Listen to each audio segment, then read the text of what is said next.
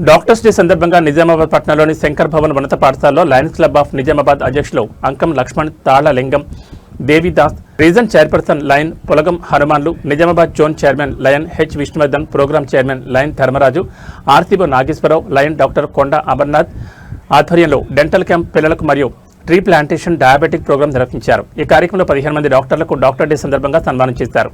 Chartered accountant CA Deekonda యాదగిరికి సన్మానం చేశారు. కార్యక్రమంలో లయన్ క్లబ్ సభ్యులు కైరం కొండ మురళి, భీమర్తి సురేందర్, తులసీదాస్, పుట్ట గణేష్, గాలిపల్లి రవీందర్, అందు జీవన్రావు తదితరులు పాల్గొన్నారు.